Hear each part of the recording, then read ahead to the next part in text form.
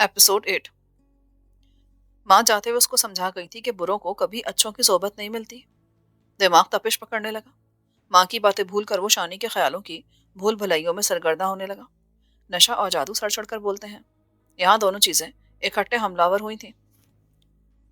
वो सोचने लगा कि उसे क्या हो रहा है। आज तक ऐसी कैफियत से रोशनास नहीं हुआ था। दीवार पर पूरी कुव्वत से मुक्का मारा। तकलीफ का एहसास हुआ। ऐसे में याद आया कि जब कभी माँ अपने तफक्कुरात से छुटकारा पाने में नाकाम रहती थी तो आखिरी हरबे के तौर पर पानी का भरा हुआ जग अपने सर पर उंडेल लेती थी। दिमाग ठंडा हो जाता था। उसने भी पानी का अधभरा जग उठाकर सर पे पलट डाला। पानी ज्यादा ठंडा नहीं था, मगर उसके तपते हुए बदन पर तेजाब की तरह पड़ा और जहां जहां तक गया अपनी खबर देता गया। कुछ पानी कदमों के करीब कालीन पर गिरकर जज्ब हो गया। कपकपी तारी हो गई मगर हिजान थम गया। उसे मानना पड़ा कि माँ अपने बदन की मूज और ख्वाहिशों को रोकने के लिए पानी डालने वाला अमल ठीक ही किया करती थी। जग में थोड़ा सा पानी बाकी बचा था। उसने मुंह लगाकर पी लिया। गीले बालों से कतरा कतरा टपकता हुआ पानी ड्रिप की नाली में गिरने वाले आबे शिफा की तरह दिखाई दे रहा था। ऐसे वक्त में दरवाजा बेआवाज तरीके से खुला और दरवाजे के बीचों बीच खड़ी शानी दिखाई देने लगी। वो चौंक गया।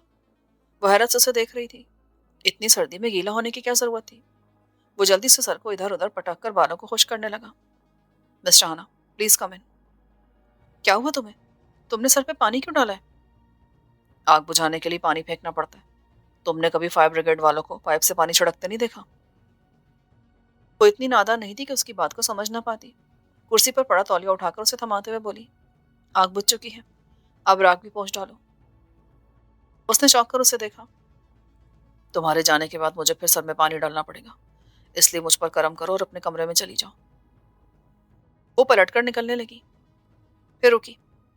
मैं तुम्हें बताने के लिए आई थी कि मुझे अगवा करके मेरे साथ क्या सलूक किया गया था, लेकिन तुम अपने हवासों में नहीं हो, इसलिए जा रही हूँ। वो तेज तेज कदम उठाकर दरवाजे में आया और पहलू से निकलकर सामने खड़ा हो गया। मिस शाहाना, अब मैं पूरी तरह होश में हूँ, चाहो तो बता सकती हो। वो उसके सीने पर हाथ रखकर धक्का देते हुए आगे बढ़ गई। वो वापस आकर कमरे में बिस्तर पर लेट गया। लिहाफ ओढ़कर बदन को हरारत पहुंचाने लगा। रात पूरे जहान पर एक सी उतरी थी, मगर दोनों कमरों में उसका इस्तकबाल अलग अंदाज में हो रहा था। कार कोठी से निकली तो दोनों ने एक दूसरे को देखा। वो झेप कर बोली, गाड़ी क्यों रोक ली? चलो, पहले काफी देर हो चुकी है। उसने गाड़ी आगे बढ़ा दी। मंजिल पर पहुंचने तक दोनों चुप रहे। वो उतरने लगी तो करीब से गुजरता रईस रुक गया। वेलकम मिस शाहाना फजल, आज मेरी तरह आखिर से आई हो। हाय रईस, रात देर तक फिल्म देखती रही, इसलिए आंख देर से खुली। वो दोनों बातें करते हुए मरकजी इमारत की तरफ जा रहे थे। आलमगीर बड़ी महवियत के आलम में देख रहा था। तो ये है मलिक ज्यादा रईस, मेरी मालकिन को दिल की डिबिया में बंद करके सरदार की करोड़ों की जायदाद हड़प करने का मंसूबा बनाने वाला। वो दोनों निगाहों से ओझल होगा तो वो ग्रासी प्लॉट पर आन बैठा। वापसी पर उसने शाहाना को वो खातिब किया, आज सुबह जो शख्स तुम्हें मिला था वो मलिक रईस है ना? वो नखवत से बोली, मैं किसी मलिक को नहीं जानती, वो मेरा क्लास फेलो रईस है। वो हंसने लगा। क्यों हंस रहे हो? तुम्हारी कमकली पर हंसी आ रही है। इसके बाप को पूरा शहर जानता है। मलिक जहूर असम्बली का मेंबर रह चुका है। रईस का बड़ा भाई मलिक अनीस जहूर आजकल तख्त पर विराजमान है। किसी खूबसूरत लड़की को देखकर आल टपकाता हुआ पीछे पड़ जाता है और बस न चलने पर उठाने से भी दरेक नहीं करता। ये रईस भी अपने बाप भाई पर गया है। तुम इसे जानते हो? जानता हूँ, तभी तो तुम्हारी कमकली पर मातम करते हुए हंस रहा था। मलिक रईस जहूर बस्ती नूरपुर के मलिक फरीद का सगा भतीजा है। हैरत है कि आज तक उसने तुम्हें बताया ही नहीं। वो भी हैरान रह गई। मुझे भी हैरत है कि उसने मुझे अब तक नहीं बताया। मैं ये तो जानती थी कि वो किसी बड़े सियासी खानदान का फर्द है, मगर ये पता नहीं था कि वो मलिक फरीद के बड़े भाई का बेटा है। पापा ने कई मर्तबा मुझे मलिक फरीद के बारे में बताया था। तुम्हें इन लोगों से मोहतात रहने की जरूरत है। तुम्हारे बाप की तरह ये भी लंबे हाथों वाले लोग हैं। इंसान को कुत्ते से ज्यादा अहमियत नहीं देते। सियाने कहते हैं कि ऐसे लोगों की दोस्ती भली ना दुश्मनी। सांप की तरह किसी वक्त भी डस सकते हैं। वो उलझ गई। घर पहुंचने पर तेज तेज कदम उठाते हुए अपने कमरे में जाकर मुकरिद हो गई। आलमगीर ने उसकी दुखती रग पर हाथ रख दिया था। वो अपने अखबाकारों के बारे में सोचने लगी। फोन पर राब्ता रखने वाले की बातों को दिल ही दिल में दोहराने लगी। एक मर्तबा बातों बातों में उसने कहा था कि वो बड़े लोगों का कारिंदा है। एक मौके पर उसने मेरा मलिक कहकर बतलाना चाहा कि वो किसी मलिक नामी शख्स से वाबस्ता है। वो रईस के बाप मलिक जहूर का नाता फोन करने वाले अखबाकार से जोड़ने लगी। अपने खदशात को हतमी शक्ल देने के लिए उसके पास कोई दलील या सबूत नहीं था, सियासी बाप की बेटी होने के नाते सियासी अंदाज में सोच रही थी कि रईस का खानदान पापा की मुखालिफ सियासी पार्टी का अहम रुकन है और पापा को अपनी पार्टी की दहलीज पर लाने के लिए ऐसे हथकंडे इस्तेमाल कर रहा है। फिर बेसाख्तगी से वो अपने सर को दाएं हरकत देते हुए सोचने लगी कि अगवा करने के बाद उसने तो उसे हाथ तक नहीं लगाया था। फिल्म में वो कहीं दिखाई भी नहीं दिया था। एक और करी ख्याल उसे दिमाग के चूल्हे हिलाकर चला गया। ऐन मुमकिन है कि दरिंदे ने पहले अपना पेट भरा हो, फिर अपने तफेलियों के आगे उसे फेंक दिया हो। फिल्म सिर्फ तफेलियों की बनाई गई हो। वो सर थाम कर बैठ गई। जितना सोचती उतना ही उलझने लगती। फिर बड़बड़ाई, काश मैं यहाँ पढ़ने के लिए आई ना होती, या मैंने पापा से सिक्योरिटी तलब ही ना की होती। जो होना था वो हो चुका था। 10:30 उसने फैसला किया कि आलमगीर के सामने मुंह बंद रखेगी तावक्ते कि कोई सूरत हाल वाजे हो जाए, कोई लाहेमल बन जाए। दोपहर के करीब रहमत बी ने उसे इत्तला दी कि रईस उससे मिलने के लिए आया है। क्या अकेला आया है? हाँ बीबी जी, मैंने उसे बताया था कि आप आराम कर रही हैं, पर वो बोला बहुत जरूरी काम है। टालने पर टला नहीं तो मैंने तुम्हें तकलीफ दी है। बिठाओ से ड्राइंग रूम में, मैं आ रही हूँ। उसने जल्दी जल्दी खुद को तैयार किया। ड्राइंग रूम में दाखिल हुई तो वो उसका मुंतजर था। और रईस, कैसे हो तुम? उसके चेहरे पर वाज़ेह तौर पे परेशानी के अक्स लर्जा थे। खैरियत होती तो यहाँ क्यों भागा चला आता? दोनों आमने सामने बैठ गए। शाहना, मेरी जिंदगी में कभी भी इतना मुश्किल वक्त मुझ पे नहीं आया कि मेरी जुबान मेरा साथ छोड़ गई हो, मेरा जहन काम करना छोड़ दे। पहली मर्तबा यूं उलझाऊं तो पता चला है कि मुझे सुलझने और सुलझाने का तरीका ही नहीं आता। तुम्हारी मायूसी भरी बातें सुनकर तो मेरा दिल बैठा जा रहा है। प्लीज खुलकर बात करो। उसी समय ड्राइवर चाय और लवाजमान से लदी ट्रॉली ड्राइंग रूम में ले आया। चाय तैयार करके मेज पर रखकर उल्टे कदमों बाहर निकल गया। मैं ख्वाबों को अहमियत ना देने वाला इंसान हूँ, खासा हकीकत पसंद वाक़ हुआ हूँ। तुम्हें शुरू से पूरी कहानी बताता हूँ। मेरा बाप मुल्क की सबसे बड़ी सियासी पार्टी का अहम तरीन रुकन है। मेरा भाई भी उसी पार्टी के टिकट पर असम्बली में पहुंचा है। मुल्क भर में फैली हुई दौलत पैदा करने वाली फैक्ट्रियां हमारे खानदान की मिल्कियत है। मुझ पर मेरा बाप और बड़ा भाई जान छिड़कते हैं, जो कहता हूँ मान लेते हैं। पहली मर्तबा ऐसा हुआ है कि उन्होंने मुझे इम्तिहान में डाल दिया है। जरा ठहरो, मैं उस बात की तरफ आ रहा हूँ जो तुम्हें बताने के लिए इस तरह हंगामी तौर पर भागा चला आया हूँ। मेरे घर वालों ने मुझे अपना जीवन साथी चुनने की मुकम्मल आज़ादी दे रखी है। औरत के वजूद की भूल भलाइयाँ मेरे लिए नई नहीं। जिसे चाहा उसे झुका लिया या तोड़ दिया। मैं जानता हूँ कि मेरा बाप सिर्फ उसी लड़की को अपनी बहू के तौर पर कबूल करेगा जो खानदानी तौर पर हमारे हम पल्ला हो। मैं सच कहता हूँ, पहली मर्तबा तुम में उस वक्त दिलचस्पी महसूस की जब मुझे पता चला कि तुम भी मेरे कबीले से ताल्लुक़ रखती हो। मुझे यूं लगा जैसे मुझे मेरी मंजिल मिल गई है। मैंने अपनी ज़िंदगी की आवारा मनशी को तर्क करके तुम्हारी इस दहलीज पर सजदा इश्क बिछा दिया। शुरू में तुमने मुझे अहमियत नहीं दी, फिर मेरी लगन ने तुम्हें राम कर लिया। गलती ये हुई कि मैंने फौरी तौर पर अपने घर वालों को तुम्हारे मुतालिक नहीं बताया। 3 दिन कबल मेरे चाचा मलिक फरीद बरसों के बाद हमारे घर आए। दोनों खानदानों में तवील अरसे से शदीद नौयत के इख्तलाफात चले आ रहे थे, जिनकी वजह से एक दूसरे के घरों में आना जाना मौकूफ था। मेरे बाप ने अपने भाई को आबाई जायदाद में हिस्सा दिए बगैर घर से निकाल दिया था। बाद में अपनी गलती का और भाई की कमी का शिद्दत से एहसास हुआ, मगर इस दौरान बहुत सा पानी पुल के नीचे से गुजर चुका था।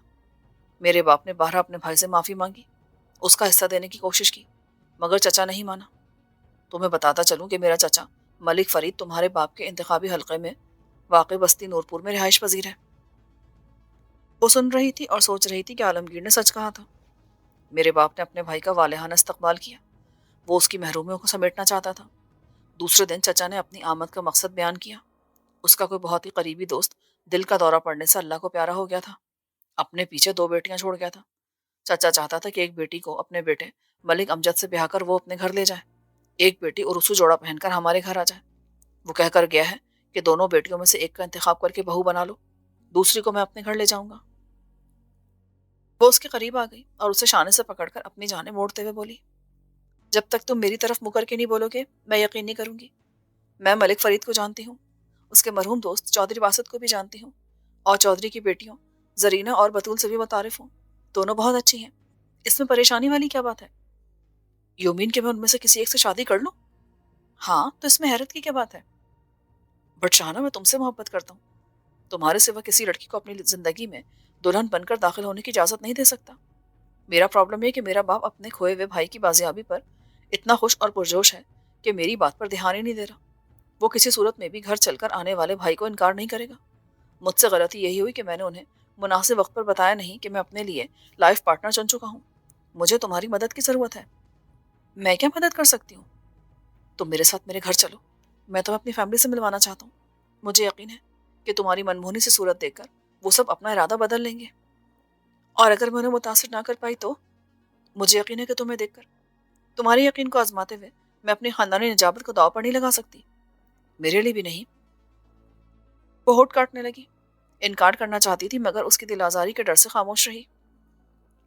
میں تمہیں یقین دلاتا ہوں کہ تم پر کوئی آنچ نہیں آئے گی، please Shahana, I really love you. وہ کچھ دیر سوچتی رہی۔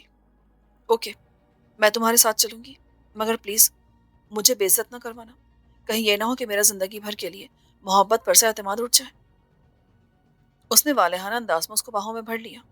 رئیس کا رد عمل عین فطری دکھائی دے رہا تھا، وہ اسے بہت اچھا لگا۔ وہ بے خود سی ہو کر صوفے پر ڈھہ گئی، پھر اسے انتظار کرنے کا کہہ کر تیار ہونے کے لیے چلی گئی۔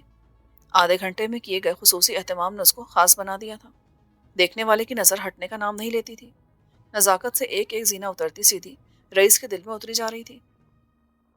پھر وہ رئیس کے ہمراہ پورش میں آئی تو کچھ سوچ کر ٹھٹک گئی۔ اسے یوں لگا جیسے وہ کوئی بہت بڑی غلطی کرنے چلی ہو، غلطی پکڑی نہیں جا رہی تھی۔ ایسے میں عالمگیر اس کے قریب آیا۔ کہیں جا رہی ہو مس شہانہ؟ اچانک اپنی غلطی پکڑ کر وہ مسکرانے لگی۔ وہ جلدی میں بنا پروٹوکول اور حفاظت کے گھر سے نکلنے لگی تھی۔ ہاں، میں رئیس کے گھر تک جا رہی ہوں، تم بھی میرے ساتھ چلو۔ رئیس اپنی گاڑی میں آیا تھا، دروازہ کھول کر اس کا منتظر کھڑا تھا۔ میں اپنی گاڑی میں تمہارے پیچھے پیچھے آ رہی ہوں، تم چلو۔ عالمگیر نے گاڑی سٹارٹ کر کے رئیس کے تعاقب میں ڈال دی۔ راستے میں پوچھا، یہ اچانک رئیس کے محل میں جانے کی کیا ضرورت پڑ گئی؟ وہ مجھے اپنی فیملی سے ملوانا چاہتا ہے۔ کیوں؟ یہ میں نہیں جانتی۔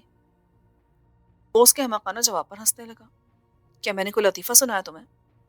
لطیفے سے زیادہ مضحکہ خیز جواب دیا تم نے۔ رئیس کی بہن مجھ سے ملنا چاہتی تھی، اس نے 12 پیغام بھیجا، اسی سے ملنے کے لیے جا رہی ہوں۔ وہ پھر ہنسنے لگا۔ اب کیا ہے؟ رئیس کی تو کوئی بہن ہی نہیں ہے۔ لڑکیاں اپنے چاہنے والے کے لیے جھوٹ بولتی ہیں، اس چیز کو چھپانے کی کوشش کرتی ہیں جو آج تک چھپ نہ سکی۔ وہ شرمسار سی ہو کر چپ ہو گئی۔ شہر کے مضافاتی علاقے میں آگے پیچھے دوڑتی ہوئی کاریں ایک محل نما کوٹھی کے گیٹ پر آن رکی۔ ہارن بجانے پر پاوردی چوکیدار نے بغلی دروازہ کھولا، سلام کیا اور گیٹ کی بغلی کوٹری میں گھس گیا۔ چند لمحوں کے بعد خود کار گیٹ کھولا۔ عالمگیر نے گاڑی کا دروازہ کھول کر اترتی شہانہ کا فرنٹ سیٹ پر دھرا ہوا ہاتھ تھام کر رازدارانہ انداز میں کہا، تم سردار فضل خان کی کلوتی بیٹی شہانہ ہو، تخت پر بیٹھی رہو گی تو شہانہ رہو گی، نیچے گر پڑو گی تو پاؤں میں روندنے کے لائق بھی نہیں رہو گی۔ میں اگر چاہتا تو تمہیں یہاں تک بھی کبھی نہ آنے دیتا۔ اب آ گئی ہو تو یہ دھیان رکھنا کہ میں تم پر اٹھنے والی انگلی کو کاٹ پھینکنے کا جذبہ اور اجازت رکھتا ہوں۔ تم میرا نمبر میموری سے نکال کر اسکرین پر اسٹینڈ بائی میں رکھو، ضرورت پڑنے پر کال ملانے والا بٹن پش کر دینا۔ اوکے، میں خیال رکھوں گی۔ وہ اتر کر رئیس کی طرف بڑھ گئی، پھر دونوں کوٹھی میں داخل ہو کر عالمگیر کی نگاہوں سے اوجھل ہو گئے۔ ایک ملازم نے کار کے قریب آ کر اسے ڈرائنگ روم میں بیٹھنے کی درخواست کی مگر اس نے نفی میں سر ہلا دیا۔ میں ادھر ہی ٹھیک ہوں۔ 2 گھنٹے بعد جب وہ رئیس کی کوٹھی سے رئیس کی معیت میں برآمد ہوئی تو خاصی پرجوش اور خوش تھی۔ گاڑی میں بیٹھ کر رئیس کو ہاتھ لہراتے ہوئے بائے کرتے ہوئے کہا، میں نے تمہاری بات مان کر تم پر احسان کیا، کبھی مجھے ضرورت پڑی تو تم بھی مجھ پر احسان کرو گے۔ رئیس مسکرانے لگا۔ عالمگیر نے کوٹھی سے باہر نکلنے کے بعد اس سے کہا، رئیس اس وقت اپنے گھر والوں سے تمہارے بارے میں کامنٹس طلب کر رہا ہوگا کہ شہانہ کیسی لگی۔ میں بھی پوچھتا ہوں، تمہیں رئیس کے گھر والے کیسے لگے؟ بہت پیار کرنے والے دکھائی دیے، وہ جھیپ کر بولی، لیکن وہ نہیں جانتی تھی کہ انسان کو بدلتے دیر نہیں لگتی۔ عالمگیر نے واپسی پر راستہ بدلا۔ اتنا لمبا چکر کاٹنے پر تو دیر ہو جائے گی۔ کوئی بڑا آدمی ادھر سے گزرنے والا ہے، اسے لائن کلیئر دینے کے لیے ٹریفک جام ہو رہا ہے۔ وہ مطمئن ہو گئی۔ مختلف راستوں سے گزرتا ہوا ایک ہاؤسنگ کالونی میں سے گزر رہا تھا کہ اچانک گاڑی گھر گھر آ کر جھٹکے لینے لگی۔ اس نے گاڑی روک دی۔ یہ کس مقام پر سوجی تجھے بچھڑنے کی؟ اس نے افسردہ انداز میں کہا۔ وہ پریشان ہو گئی۔ کار کے باہر شام ڈھل رہی تھی۔ عالمگیر اتر کر بونٹ کھول کے کھڑا ہو گیا۔ وہ بھی اتر آئی، کھڑے ہو کر اطراف کی کوٹھیوں کی آؤٹ لک کا جائزہ لینے لگی۔ اچانک چونک پڑی۔ سامنے والی کوٹھی کا فرنٹ ایلیوژن دیکھا بھالا لگ رہا تھا۔ سوچنے لگی، میں آج تک اس علاقے میں نہیں آئی، پھر یہ گھر دیکھا بھالا سا کیوں لگ رہا ہے؟ دماغ نے توجہ پیش کی، ایسی انگنت کوٹھیاں شہر میں موجود ہیں، پریشانی والی تو بات نہیں ہے۔ لیکن دل مطمئن نہیں ہوا۔ وہ عالمگیر کے پاس آ کر بولی، یوں لگتا ہے جیسے اس کوٹھی میں آ چکی ہوں، حالانکہ مجھے یاد نہیں پڑتا کہ اس ہاؤسنگ سوسائٹی میں کبھی آنے کا اتفاق ہوا ہو۔ تو اس میں پریشان ہونے والی کیا بات ہے؟ اگر خود کو مطمئن کرنا چاہتی ہو تو بیل دے کر واچ مین سے پوچھ لو کہ کس کا گھر ہے۔ وہ ہچکچانے لگی تو اس نے شاہانہ کا بازو پکڑا اور کوٹھی کے سیاہ گیٹ کی طرف بڑھ گیا۔ کال بیل کا بٹن دبا کر دونوں انتظار کرنے لگے۔ واچ مین کا چہرہ چھوٹے گیٹ میں سے جھانکتا نظر آیا۔ جی صاحب، کس سے ملنا ہے؟ بھائی، کس کا گھر ہے یہ ملک انیس ظہور کی کوٹھی ہے۔ شاہانہ کو حیرت کا جھٹکا لگا۔ وہی جو ملک ظہور کے بیٹے ہیں؟ جی بیگم صاحبہ۔ ملک صاحب سے ملاقات ہو سکتی ہے؟ نہیں صاحب، وہ کبھی کبھی یہاں آتے ہیں۔ یہ کوٹھی زیادہ تر باہر سے آنے والے مہمانوں کی رہائش کے لیے استعمال ہوتی ہے، واچ مین نے کہا اور چھوٹا گیٹ بند کر دیا۔ دونوں اپنی کار کی طرف بڑھ گئے۔ عالمگیر چند منٹ انجن سے سر کھپاتا رہا، پھر مطمئن ہو کر گاڑی میں آن بیٹھا۔ شاہانہ ابھی تک کوٹھی کو بغور دیکھے جا رہی تھی۔ مگر میں تو یہاں کبھی نہیں آئی، پھر یہ گھر دیکھا بالا سے کیوں لگتا ہے؟ ہو سکتا ہے اس سے ملتی جلتی کسی کوٹھی میں تمہارا جانے کا اتفاق ہوا ہو۔ وہ کندھے اچکا کر باہر دیکھنے لگی، لیکن دل میں گہراسی پڑ چکی تھی۔ گھر آئی تو کچھ یاد نہ آنے پر جھنجھلا کر ٹی وی آن کرنے لگی۔ اسکرین آن ہوئی تو جیسے دماغ میں الگ سے کوئی اسکرین آن ہو گئی۔ اسے یاد آ گیا کہ اس کوٹھی کو اس نے کہاں اور کیسے دیکھا تھا۔ رگوں کا خون اچڑ کر اس کے چہرے پر اکٹھا ہو گیا۔ وہ ہیجانی انداز میں اٹھی، ایک مخصوص وقت پر ہمیشہ کے لیے ٹھہری ہوئی ڈسک کو پلیئر میں لگا کر دیکھنے لگی۔ شروعاتی منظر میں وہی کوٹھی ایمبولینس کی بتی کی طرح اس کی نظروں میں گھومنے لگی۔ اس نے بار بار ریورس کر کے کوٹھی کے فرنٹ ایلیویشن کو دیکھا۔ اسے آنے والے 5-10 منٹوں میں یقین ہو گیا کہ اسی کوٹھی میں اسے بے ہوشی کی حالت میں لایا گیا تھا اور ہمیشہ کے لیے کھوکھلا کر دیا گیا تھا۔ اب اسے فون کرنے والے کے الفاظ کی معنویت بھی سمجھ میں آنے لگی تھی۔ میرا ملک، لمبے ہاتھ، ہائے اللہ، یہ میرے ساتھ کیا ہوا؟ کس نے کیا ایسا؟ کیوں ہر لمحہ مجھ پر موت آگی زہر کی طرح ٹپکنے لگا؟ وہ کوٹھی ملک انیس کی ہے، مجھے وہاں لے جا کر تباہ کر دیا گیا۔ رئیس مجھے اپنے گھر والوں کی آنکھوں پر بٹھانے کے لیے لے گیا تھا۔ کون کیا چاہتا ہے؟ ہر آن رئیس کی طرف لپکنے والے دل میں بدگمانیاں بھر گئیں۔ دل دھڑک کر سمجھانے لگا، تم دوسری لڑکیوں سے مختلف ہو، تمہیں فتح کرنے کا طریقہ بھی تو دوسروں سے مختلف ہی ہوگا۔ رئیس نے تمہاری نرگسیت کو زینہ بنایا اور ایک ایک قدم اٹھا کر تمہارے بدن کی عمارت کو تاراج کر دیا۔ تم اپنی بے وقوفی میں لٹ چکی ہو۔ وہ ہچکیاں لینے لگی۔ دوسری جانب عالمگیر اپنے کمرے میں بیٹھا سوچ رہا تھا، ہر مرد اپنی محبوبہ کو خوش اور آسودہ رکھنا چاہتا ہے۔ میں کیسا مرد ہوں کہ جسے چاہتا ہوں اسے ہر لمحے نئی مصیبت کے منہ میں ٹھونس دیتا ہوں۔ رئیس کے گھر سے خوشیوں کے پھولوں بھرے ٹوکرے سر پر اٹھا کر لے کر نکلنے والی لڑکی نے اپنے ہاتھوں سے ہی ٹوکرے کو ملک انیس کی کوٹھی کے گیٹ پر پھینک کر پھولوں کو پیروں تلے مسل دیا ہے۔ ملک امجد فرید ایک ماہ کی رخصت لے کر نورپور پہنچا تو اسے پہلا جھٹکا لگا جب بتایا گیا کہ اس کا باپ اپنے بھائی سے ملنے لاہور گیا ہے۔ اس نے بھائی سے پوچھا، کیا چچا ظہور کی فیملی لاہور والی کوٹھی میں شفٹ ہو گئی ہے؟ وہ تو 2-3 سال سے لاہور میں ہی مقیم ہے۔ یہ ابا جی کو بیٹھے بٹھائے انکل کے گھر جانے کا خیال کیوں آ گیا؟ جب انکل یہاں آتے تھے تب تو وہ ملنا پسند نہیں کرتے تھے، اب کیا ہوا؟ ابا جی آج کل چودھری باسط کی بیٹیوں کے رشتے کے لیے پریشان ہیں۔ تم ان کی فکر چھوڑو، اپنی فکر کرو، تم پر نزلہ گرنے والا ہے۔ ابا جی کا خیال ہے کہ چودھری باسط کی ایک بیٹی کو تمہارے سر پر سوار کر دیا جائے، ایک کو رئیس کی دلہن بنا دیا جائے۔ آزادی کا تم نے کافی فائدہ اٹھا لیا ہے، زمانے کے مسائل نپٹاتے پھرتے ہو۔ ہم نے سوچا ازدواجی کیس نپٹانے کے لیے گھر میں کچہری لگائے بیٹھتے ہو گئے تو بہت اچھے لگو گے۔ وہ حیران رہ گیا۔ عجیب بات ہے کہ ابا جی نے مجھ سے مشورہ کرنا بھی ضروری نہیں سمجھا۔ بھائی میری شادی میری مرضی سے ہونی چاہیے۔ بھائی نے طنزیہ لہجے میں کہا، تمہیں جنتے وقت بھی تم سے مشورہ کرتے، تمہیں اسکول میں داخل کروانے سے پہلے تم سے مشورہ طلب کرتے، تم پر محبتیں نچھاور کرتے ہوئے، تم پر لاکھوں کروڑوں کی انویسٹمنٹ کرتے ہوئے بھی تم سے پوچھتے کہ میاں بتاؤ سول جج تم نے بننا ہے، کیا مرضی تمہاری؟ اگر صاحب بہادر کی خواہش ہوتی تو پیار کیا جاتا، تم پر کروڑوں روپے خرچ کیے جاتے، ورنہ تمہیں تمہارے حال پہ چھوڑ دیا جاتا ہے نا؟ وہ شرمندہ ہو گیا۔ سارے دست خاموشی کے سوا کوئی چارہ نہ پا کر ہٹ گیا۔ چودھری باسط کے ڈیرے کی طرف جاتے ہوئے سوچنے لگا، یہ مجھے کس امتحان میں ڈال دیا گیا ہے؟ میں نے اسے دیکھ کر پہلی نظر میں پسند کر لیا تھا، اس نے اپنا آپ دکھا کر مجھے پرے ہٹا دیا۔ کاش اس نے مجھ پر ایسا اعتماد نہ کیا ہوتا تو میں اندیکھی مکھی آسانی سے نکل لیتا۔ وہ پڑھا لکھا اور باشعور تھا، قانون کی تعلیم اسے یاد دلانے لگی۔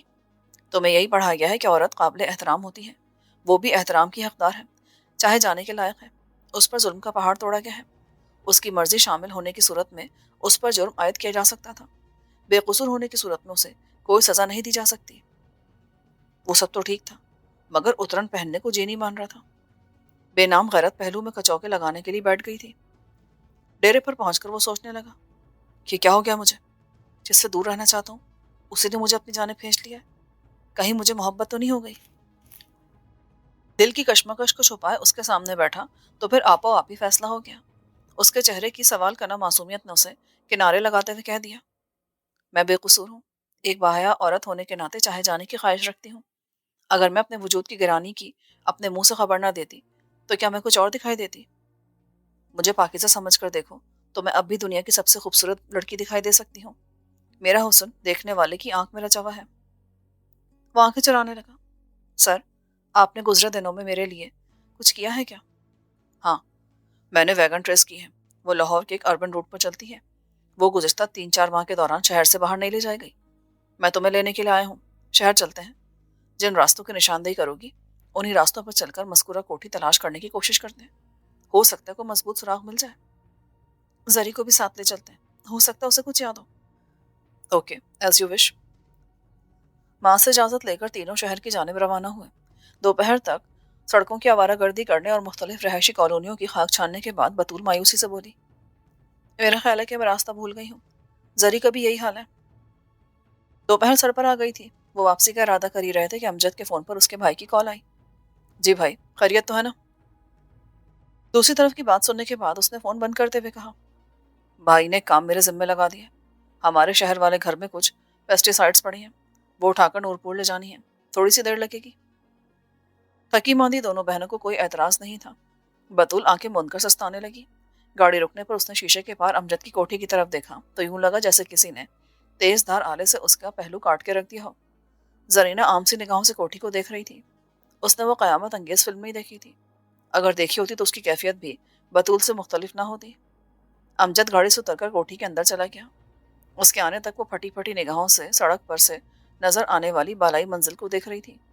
وہی کوریڈور، اسی رنگ کی دیوار، وہی دروازہ، سب کچھ وہی تھا۔ وہ گاڑی سے اتر کر کوٹھی کے اندر گھس گئی۔ اس کی ٹانگوں میں واضح طور پر کپ کپاہٹ محسوس کی جا سکتی تھی۔ جو ہی داخلی برآمدے میں پہنچی، اندر سے امجد ایک بڑا سا شاپنگ بیگ اٹھائے برآمد ہوا۔ اسے دیکھ کر حیرت سے بولا، کیا ہوا؟ میں ادھر کی بالائی منزل دیکھنا چاہتی ہوں۔ اس نے اسے غور سے دیکھا۔ وہ کافی بدلی بدلی دکھائی دے رہی تھی۔ بطول، تم کچھ پریشان دکھائی دے رہی ہو، سب خیریت تو ہے نا؟ وہ کچھ نہ بولی بلکہ سیڑھیاں چڑھ کر اوپر جانے لگی۔ وہ بھی شاپنگ بیگ رکھ کر تیز تیز قدم اٹھاتا اس کے برابر میں پہنچا۔ سڑک پر سے دکھائی دینے والے کمرے میں آئی۔ دروازہ کھول کر اندر جھانکا۔ تھوڑی سی تبدیلی کے ساتھ وہی منظر نگاہوں کے سامنے تھا۔ امجد اس کے پہلو سے نکل کر سامنے کھڑا ہو گیا۔ کیا بات ہے بطول؟ وہ اسے چوک کر دیکھنے لگی۔ اس کا چہرہ پیلا پڑ گیا، آنکھیں پتھرا سی گئی۔ انگلی سہارا دینے والے انداز میں سینے پہ رکھتے ہوئے بولی، تم تم نے مجھے اغوا کرایا تھا امجد؟ اسی کمرے میں مجھے اور میری بہن کو اغوا کر کے کئی گھنٹے رکھا گیا تھا۔ ہائے، میں زخم لگانے والے سے مرہم مانگتی رہی۔ وہ حونقوں کی طرح اسے دیکھ رہا تھا۔ بطول، ہوش میں آؤ، یہ کیا بےہودگی ہے؟ ابھی تو ہوش میں آئی ہوں۔ تمہارے کارندوں نے تمہارے یا تمہارے بھائی کے کہنے پر ہم دونوں کو کڈنیپ کیا تھا۔ میں احمقوں کی طرح تمہیں مدد کے لیے پکار بیٹھی۔ چھوڑو میرا ہاتھ، تمہارے یہ گناہ میں لتڑے ہوئے ہاتھ ہیں۔ وہ خوف اور دکھ کے آخری زینے پر قدم رکھ کر جھول گئی۔ اس کا بے ترتیب بدن فرش پر بکھر گیا۔ وہ حونقوں کی طرح اسے دیکھتا رہا۔ سنبھلا تو اسے سنبھالنے کی فکر دامن گیر ہوئی۔ اٹھانے کی کوشش کی تو پتہ چلا کہ دھان پان سے دکھائی دینے والی کا بے آساب بدن خاصا بھاری ہو گیا تھا۔ وہ اسے اٹھا کر مساری تک لایا۔ ادھر لٹانے کے بعد اپنی سانس قابو میں کی، پھر گھبرا کر پلٹا اور سر جھٹکنے لگا۔ دو سیڑھیاں پھلانگتا نیچے آیا۔ کوٹھی میں موجود اکلوتے ملازم کو فوری طور پر ڈاکٹر لانے کا حکم دیتے ہوئے باہر بھاگ کر گیا اور زرینہ کو لے کر واپس کمرے میں آیا۔ اس نے بطول کو بے ہوش پڑے دیکھا تو گھبرا گئی۔ یہ اس کمرے کو دیکھ کر بے ہوش ہو گئی ہے۔ مجھے کہہ رہی تھی کہ اغوا کرنے والوں نے تم دونوں کو یہاں رکھا تھا، تم کیا کہتی ہو؟ وہ بطول کے قریب بیٹھ کر اس کا سر اپنی گود میں رکھتے ہوئے گال تھپ تھپانے لگی۔ یوں لگا جیسے اس نے امجد کی بات سنی ہی نہ ہو۔ باجی تو آج تک کبھی ایسے بے ہوش نہیں ہوئی۔ پھر وہ کمرے میں چاروں طرف نظریں دوڑانے لگی۔ کبھی شناسائی کی لہر آنکھوں میں دوڑ جاتی، کبھی بے یقینی بھر جاتی۔ اچانک کمرے کی نکڑ پر نگاہ ڈالتے ہوئے اس نے نفی میں سر ہلایا۔ نہیں، یہ وہ کمرہ نہیں ہے۔ اس میں موجود فرنیچر ضرور اس سے ملتا جلتا ہے، مگر یقیناً یہ وہ کمرہ نہیں ہے۔ وہ پانی کا ایک گلاس بھر کے لایا۔ بطول کے چہرے پر پانی کے چھینٹے مارنے لگا۔ زرینہ نے اس کو آواز دی۔ ایسے میں اس نے زرینہ سے پوچھا، तुम कैसे कह सकती हो कि ये वो कमरा नहीं है?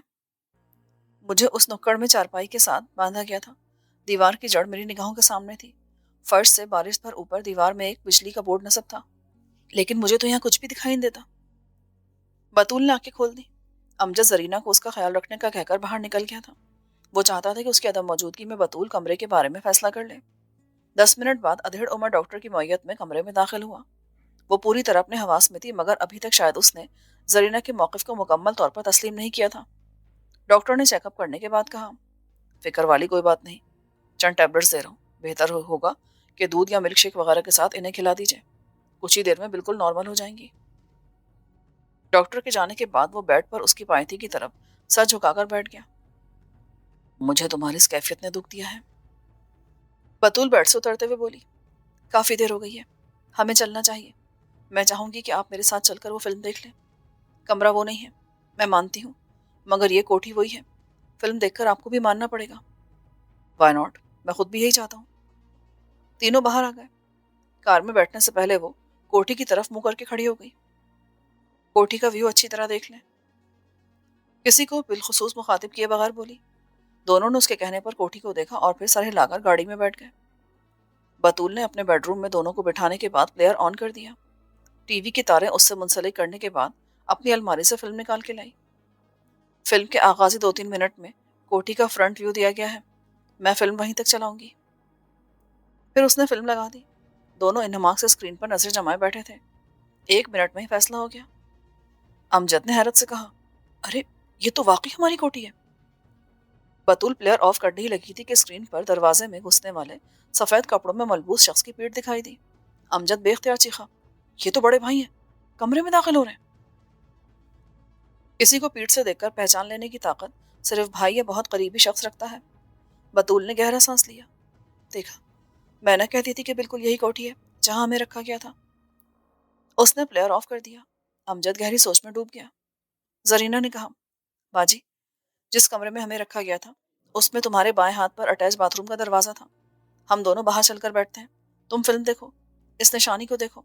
ये जहन में रखना कि दरवाजा बिल्कुल बराबर था, उस पर कोई डिजाइन वगैरह नहीं था। अमजद ने सताइशी नजरों से जरीना को देखा।